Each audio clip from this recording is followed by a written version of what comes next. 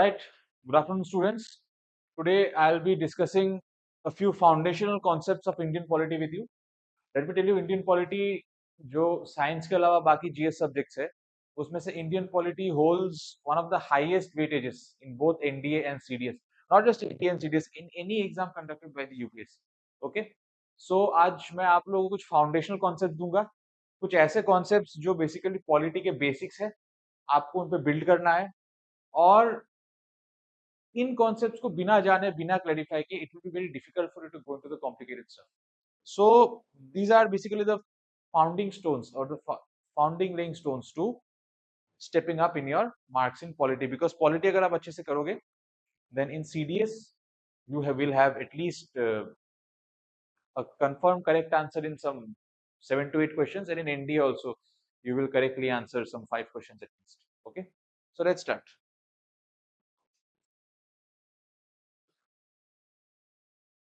तो आज हम क्या देखेंगे? We will look at some important and key articles of the Constitution, ठीक है? And we will have a comparison, a comparative study and a definitive study of Parliament of India and the state legislative assemblies. Now let's look at the introduction first, ठीक है? तो Constitution क्या है? What is a Constitution? See, in our country we live by some rules, कुछ supreme rules, ऐसे rules जिसको कोई नहीं तोड़ सकता. Even the government can not break those rules. ठीक है, तो all these laws, these regulations to govern the country, they are mentioned in the constitution. The constitution of a country is nothing but the supreme law of the land.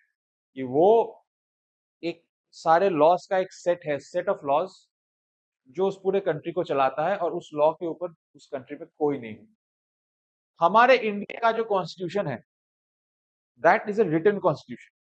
ठीक है, written constitution का मतलब वो properly different different parts में और articles में divide करके codify करके, codify means as a law, उसको लिखा गया है ऑन पेन एंड पेपर. ठीक है, and among all the written constitutions in the world, or among any constitution in the world, India's constitution is the lengthiest constitution of the whole world. इस पूरे दुनिया का सबसे लेंथीएस्ट, सबसे बड़ा संविधान हमारे देश का है, इंडिया का है. ठीक है, and as I said, polity के major chunk, polity is a major chunk in NDA and CDS. NDA CDS में सब भर्ती क्वेश्चन इससे आता है. ठीक है, और आज हम क्या क्या देखने वाले हैं? Will look at fundamental rights, DPSPs, fundamental duties and your state legislature and parliament. तो देखते हैं कि फंडामेंटल राइट्स क्या होता है. See, the constitution of India is divided in many parts, part 1, part 2, part 3, part 4, so on and so forth. ठीक है, part 1 में we talk about the union and its territories. मतलब इंडिया जो union है, a union of many states, और हमारे union के अंदर कितने स्टेट्स है, कितने यूनियन टेरिटरीज है, उनका नाम क्या है, द होल लिस्ट. ठीक है, then comes part 2. part 2 में we talk about citizenship laws, कि देश में सिटीजन कौन कहलाएगा, सिटीजन कौन नहीं कहलाएगा. अगर आपको सिटीजन बनना है इंडिया का तो कैसे बनना है, अगर किसी का सिटीजनशिप छीनना है तो वो कैसे छीना जाएगा, अगर सिटीजनशिप खुद से छोड़ना है तो कैसे छोड़ सकते हैं. All that, everything related to citizenship is mentioned in part 2 of the constitution. Now coming to part 3. ठीक है, पार्ट 1 में you have article 1 to article 4. Then in part 2 you have article 5 to article 11, and then comes part 3. part 3 cover करता है article 12 से लेके article 35. ठीक है, and part 3 of the Indian Constitution has the fundamental rights. ठीक है, fundamental rights को Magna carta of India भी बोला जाता है. अब ये मैग्ना कार्टा क्या है? Magna carta is nothing but UK में लोगों को ह्यूमन राइट्स देने के लिए जो सबसे पहला लॉ बना था उसको मैग्ना कार्टा बोला जाता है. It was made in the late 1200s. ठीक है, आज से 800 साल पहले. तो इंग्लैंड में लोगों को बेसिक ह्यूमन राइट्स देने के लिए जो पहला लॉ बना था उसको कहते थे मैग्ना कार्टा। तो these fundamental rights are known as the Magna Carta of India. Then these are justiciable rights. अब justiciable rights का मतलब क्या है? इसका मतलब ये है कि अगर किसी कारण या किसी की वजह से आपके फंडामेंटल राइट्स को कोई हार्म पहुंचता है, if your fundamental rights are harmed in any manner due to any reason, you can approach the court and file a case. ठीक है? And these laws, these rights will be enforceable in the court. Means if somebody is trying to take away your rights, you can approach the court. The court will enforce the rights back on you, not an issue. Then ये fundamental rights होते किसके लिए है? सी, कुछ fundamental rights हमारे पास ऐसे हैं which are applicable only to the citizens of India, और कुछ फंडामेंटल राइट्स ऐसे भी है which are applicable to both citizens of India and also foreigners who come to India. ठीक है? तो फंडामेंटल राइट्स है कितने? We have 6 fundamental rights. Right to equality, which is Article 14 to 18.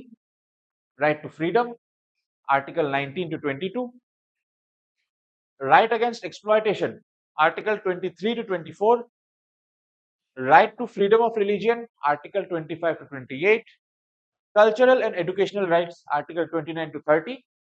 And the last one, right to constitutional remedies, Article 32. We will see these rights in brief now. ठीक है? अभी हमारे पास 6 fundamental rights, but एक जमाने में we used to have 7 fundamental rights. The 7th fundamental right is right to property. Right to property हुआ करता था Article 31 में, बट बाद में in the year 1976, after the 42nd amendment, the right to property was deleted from Article 31 and it was added to Article 300A. So right to property is no more a fundamental right.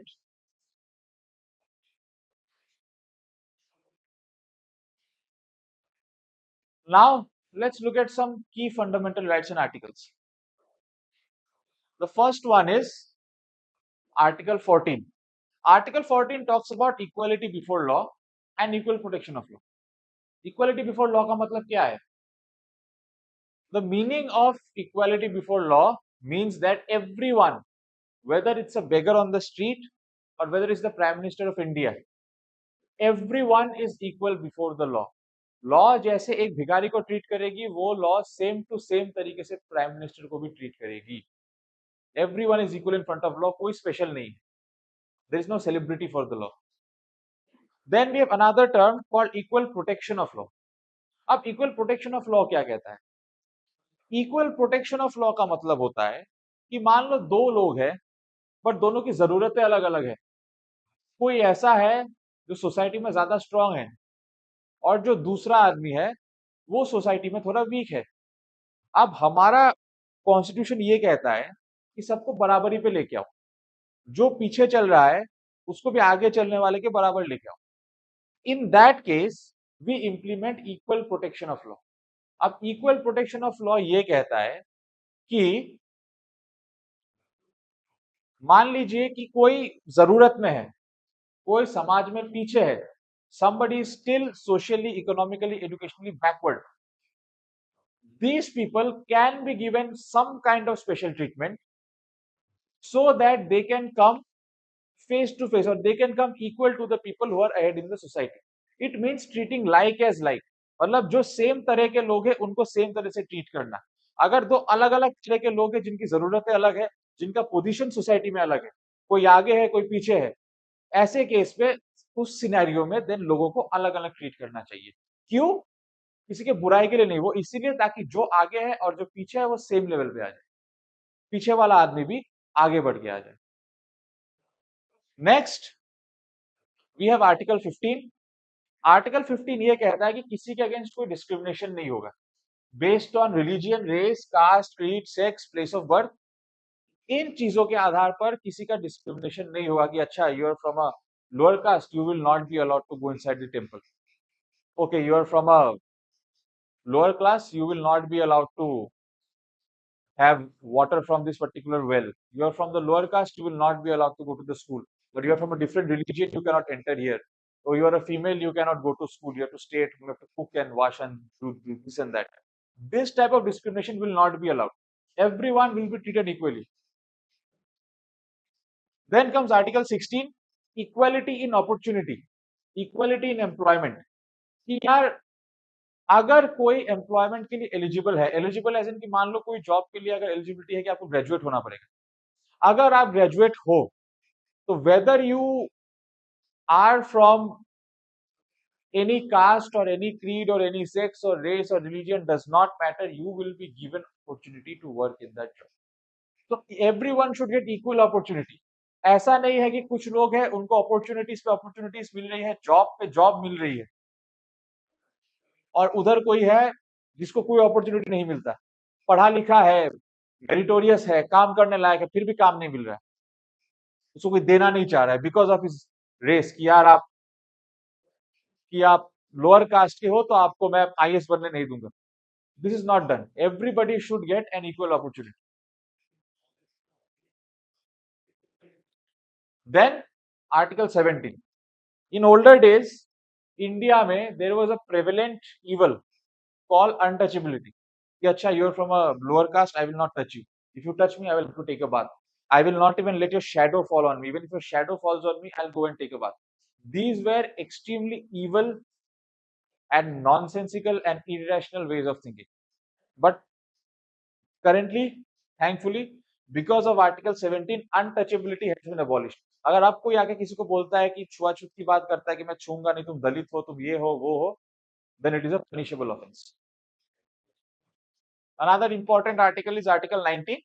Article 19 basically freedom of speech देता है कि आप जो चाहो आप बोल सकते हो. You have the freedom of speech. आप जो एक्सप्रेस करना चाहो आप कर सकते हो.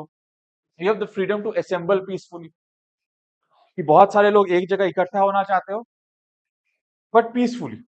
ऐसा नहीं कि 4-5 लोग साथ में इकट्ठा हो गए और आप दंगा करने लगे. No, you can assemble peacefully without arms, without weapons.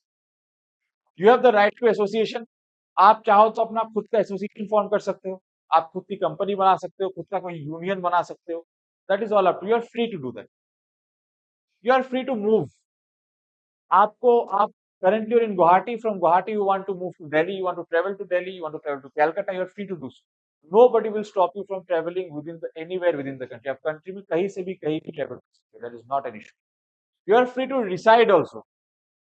If you are currently staying in Guwahati and you feel like मुझे अब Guwahati छोड़ के I want to settle in Delhi or I want to settle in Bombay or Calcutta or Chennai, then you are free to do so. You can reside in any place of the country. No one will stop you from doing that.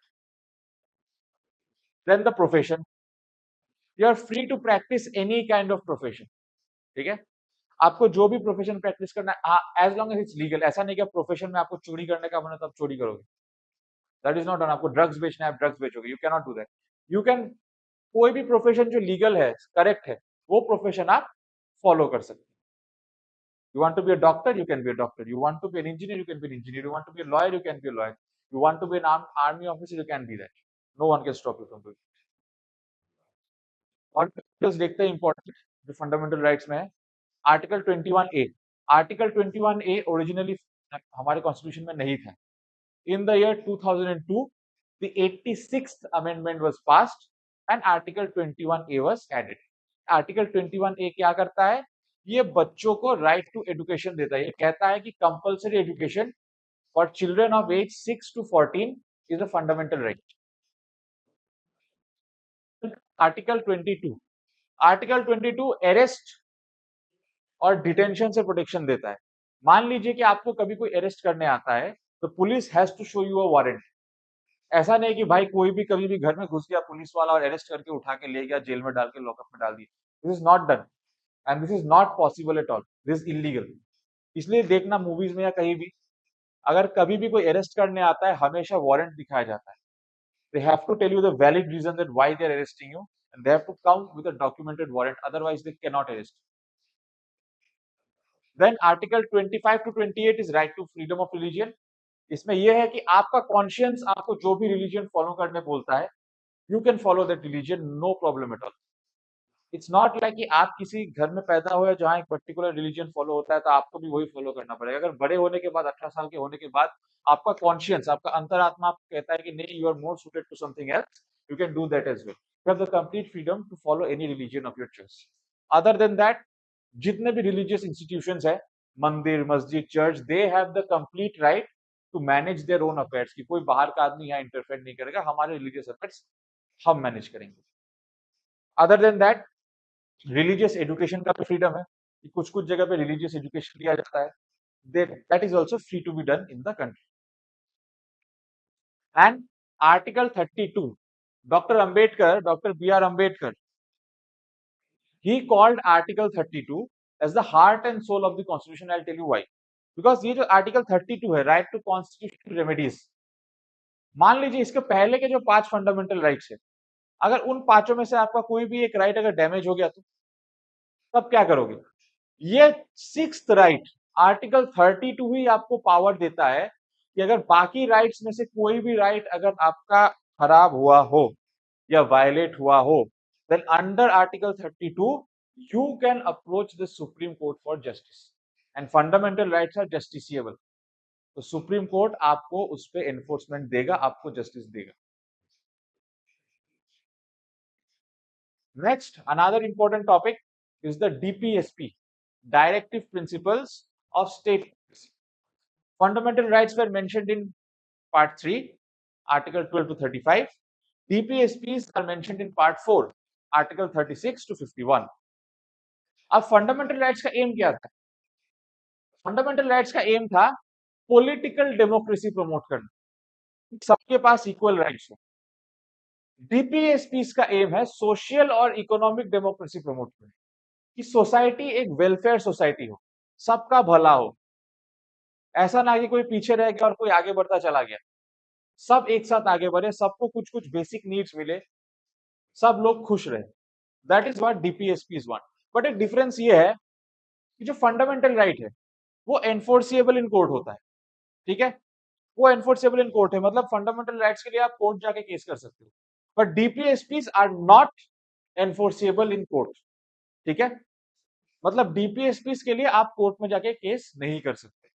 The fundamental rights were borrowed from the US bill of rights, means from the US constitution we borrowed our fundamental rights. Similarly, DPSPs were borrowed from the Irish constitution, that is the constitution of Ireland। अब DPSPs 3 principles पे based है। Socialist principal, ये वो DPSPs है जो कहती है कि गरीब और अमीर के बीच का गैप को कम करो, वो इनकम इनइक्वालिटी कम करो, ऐसा ना हो कि अमीर और अमीर बनता चला जाए और गरीब गरीब रहता चला जाए। Then comes the Gandhian principles। The DPSP is based on Gandhian principles। They basically talk about development at the grassroots level, development at the village level, development of women in villages, development of cottage industries, so on and so forth। And then the liberal intellectual principles, DPSPs. These are DPSPs based on modern ideologies like the protection of monuments, protection of international relations, protection of environment. These are all liberal intellectual principles।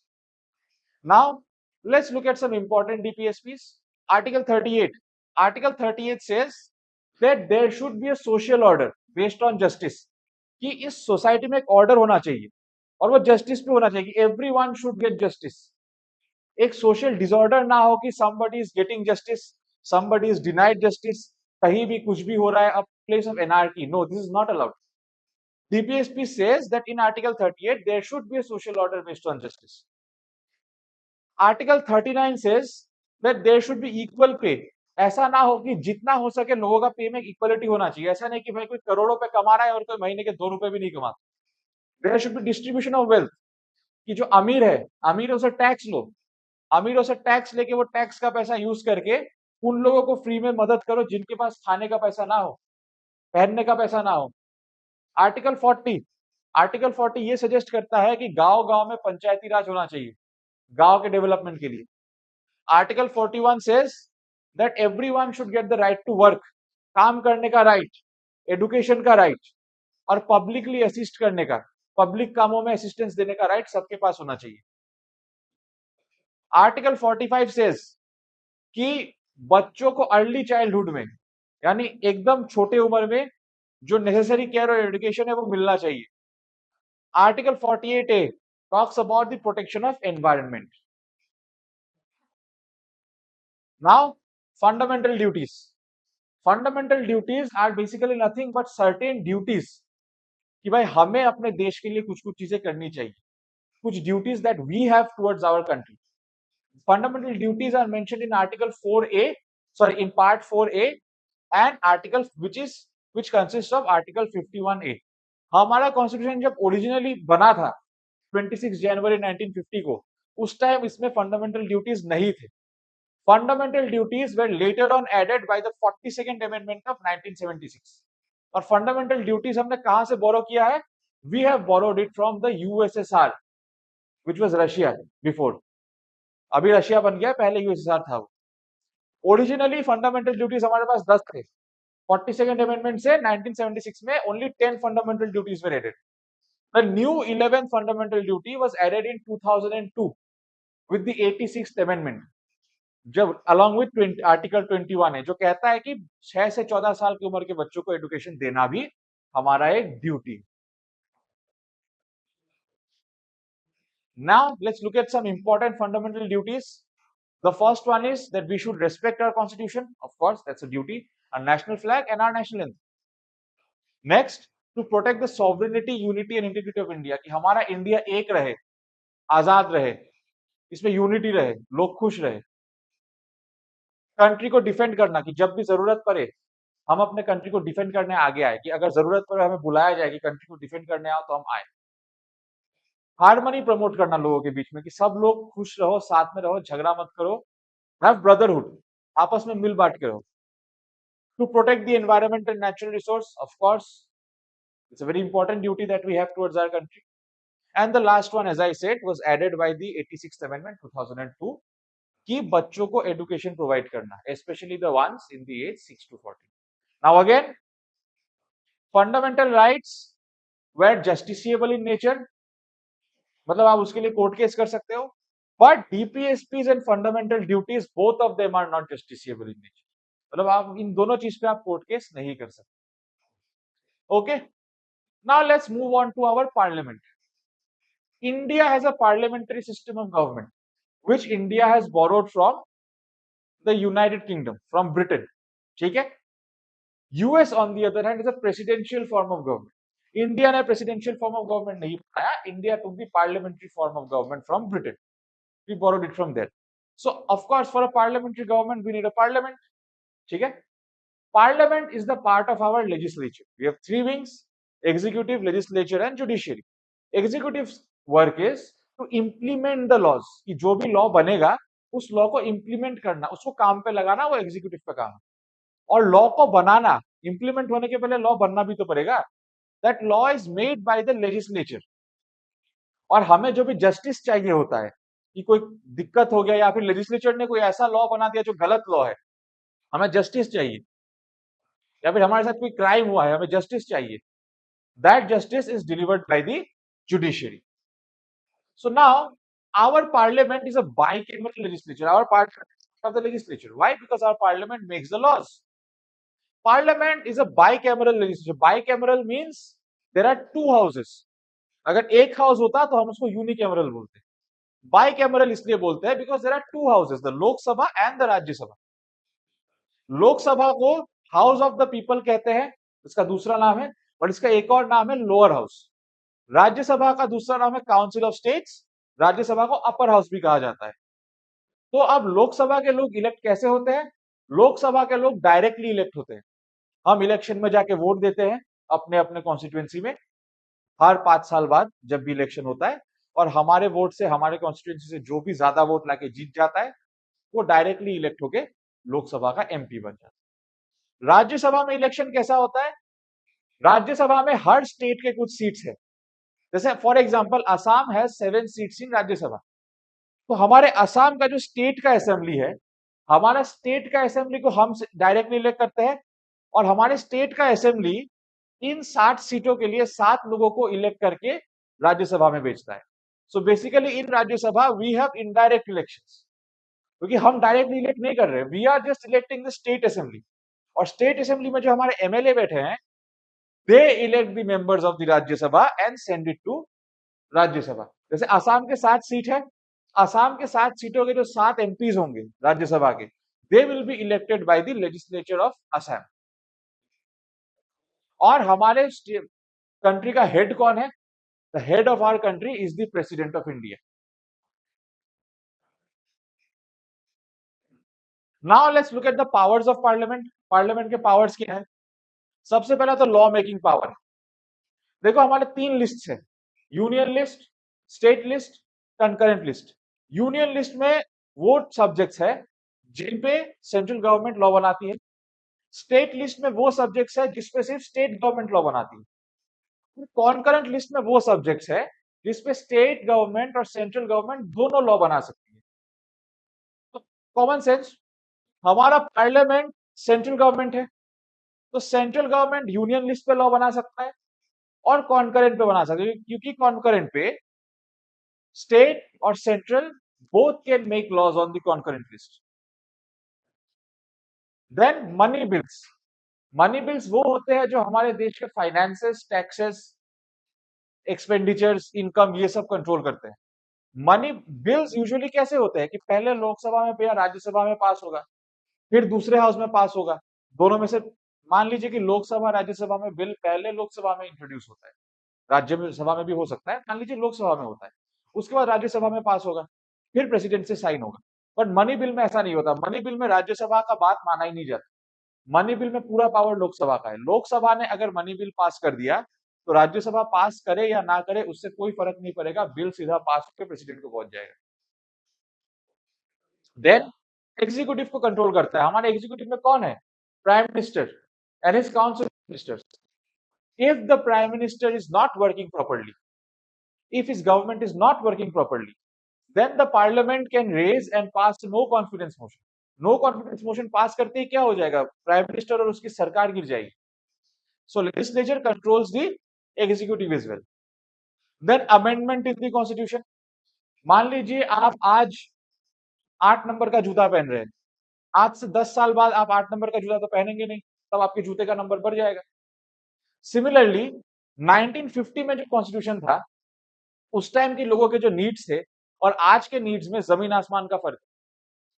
तो कभी कभी constitution को बदलना पड़ता है, कुछ कुछ चीजें मॉडिफाई करनी होती है, या तो ऐड करनी होती है या फिर डिलीट करनी होती है। तो when we change the constitution, the term that we use is that we are amending the constitution. Changing the constitution means amendment of the constitution. ये अमेंड कॉन्स्टिट्यूशन को अमेंड करने का पावर भी पूरा का पूरा पार्लियामेंट के पास है। एंड एज आई सेड, जो लोकसभा है वो डायरेक्टली हम लोगों को रिप्रेजेंट करता है, और राज्यसभा बेसिकली स्टेट्स को रिप्रेजेंट करता है, क्योंकि वो स्टेट लेजिस्लेचर के थ्रू इलेक्शन होकर जाता है। Now let's have a look at the legislature of the states. अब हमारे यूनियन का जो लेजिस्लेचर है, पार्लियामेंट, वो एक बाइकैमरल हाउस है, 2 हाउसेस है वहां। पर स्टेट लेजिस्लेचर यूनिकैमरल ही होता है मोस्टली। सिर्फ 6 स्टेट्स है जहां पे state legislature bicameral. State legislature maximum states में यूनिकैमरल ही होता है, मतलब कि मैक्सिमम स्टेट्स में बस अराउंड मैक्सिमम स्टेट्स में बस एक ही हाउस होता है, which is the state legislative assembly. Hindi में उसको कहा जाता है Vidhan Sabha. This is the scene in most of the states. But 6 states है, Bihar, UP, Maharashtra, Andhra Pradesh, Telangana. In these states there is a bicameral state legislature. Bicameral means that these states have 2 houses in their legislature. One is the legislative assembly, जो सारे states में ही है, उसको विधानसभा कहते हैं। And the other one is the Vidhan Parishad और the legislative council. ये सिर्फ इन 6 स्टेट्स में ही है, ठीक है। पहले एक और स्टेट था जम्मू एंड कश्मीर, जिसमें विधान परिषद हुआ करता था, but now Jammu and Kashmir is a union territory, so there is no Vidhan Parishad और लेजिस्लेटिव काउंसिल, ठीक है। और स्टेट का हेड कौन होता है? सेंटर में तो हेड प्रेसिडेंट होता है, स्टेट का हेड होता है governor. Then let's come to the powers of the state legislature. State legislature किस चीज पे लॉ बना सकता है? दो subjects which are mentioned in the state list, because state list is for states, and on the concurrent list, because the concurrent list is meant for both the states and the center, so state can make a law on the concurrent list as well. Then just like the way the parliament controls the central executive, the prime minister, his council of ministers, similarly the state legislature controls the state executive, chief minister and his council of ministers. If the chief minister is not working properly, if his council of ministers is not working properly, if the government is underperforming, then the state legislature can pass a no confidence motion and remove the CM from his power. The center approves the central budget, the union budget, the parliament does that. Even the different states have their own budgets, so the state budgets are passed by the state legislatures. Now, why do and how do states get this legislative council? देखो, मान लो किसी state के पास legislative council नहीं है, वो एक unicameral state है, उसमें बस लेजिस्लेटिव असेंबली है, उसको लेजिस्लेटिव काउंसिल चाहिए, तो उसको बेसिकली अपने लेजिस्लेटिव असेंबली में एक रेजोल्यूशन पास करना पड़ेगा, और रेजोल्यूशन पास करके फिर सेंट्रल गवर्नमेंट को एक रिक्वेस्ट करना पड़ेगा, और सेंट्रल गवर्नमेंट उसके बाद एक रेजोल्यूशन पास करेगी पार्लियामेंट में, और आपके यहाँ लेजिस्लेटिव काउंसिल बना देगी। और मान लीजिए already there is a bicameral state which already has a legislative council, and they want to get rid of the legislative council, so they can just make a resolution that we want to close the legislative council in the legislative assembly. They'll pass a legislative a resolution to get rid of the council, and then they will request a permission to the central government. The central government, please get rid of our Vidhan Parishad, and the central government will again pass a resolution to get rid of the Vidhan Parishad. तो basically state government को central government से request करके या तो legislative council बनवाना होता है या फिर बंद करवाना होता है। अब एक कंपैरिजन देखते हैं पार्लियामेंट और स्टेट लेजिस्लेचर्स के बीच में। पार्लियामेंट का हेड कौन है? प्रेसिडेंट। हमारे स्टेट गवर्नमेंट का हेड कौन है? The governor. पार्लियामेंट में हाउसेस कौन से? दो houses, it's a bicameral legislature, Lok Sabha and the Rajya Sabha. State legislature on the other hand, most of the states में यूनिकैमरल है, यानी एक ही हाउस है, which is the legislative assembly, Vidhan Sabha. But कुछ कुछ स्टेट्स में, 6 स्टेट्स में इट इज बाइकैमरल, मतलब 6 स्टेट्स में there are 2 houses of state legislature, the state legislative assembly, Vidhan Sabha, and the state legislative council, the Vidhan Parishad. Powers क्या है? Parliament union list और concurrent list पे लॉज बना सकता है, स्टेट लेजिस्लेचर स्टेट लिस्ट और कॉन्करेंट लिस्ट पे लॉज बना सकता है।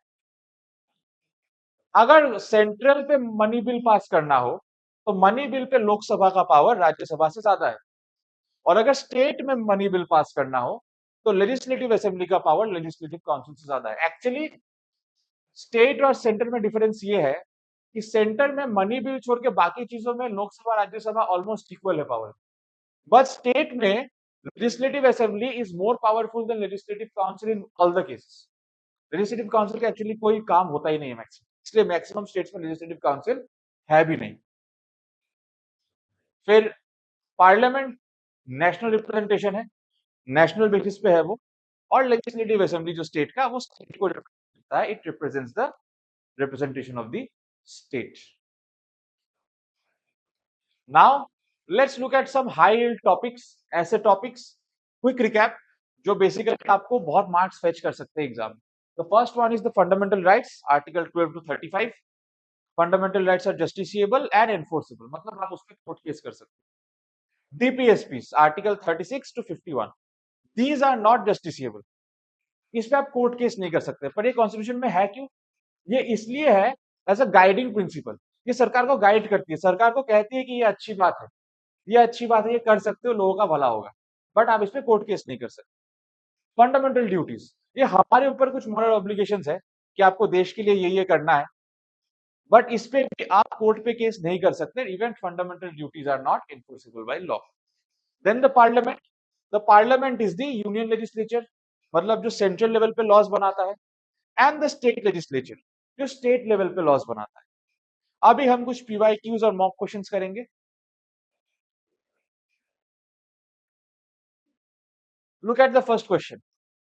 Consider the following statements about fundamental rights and say which of them are correct. The first question is they are justiciable in law. It's correct. Second statement is they are available only to Indian citizens. No, this is wrong, because some rights are there which are available to foreigners as well. They are included in part 3 of the constitution. Yes, it's correct. Correct answer is statement 1 and 3, option B.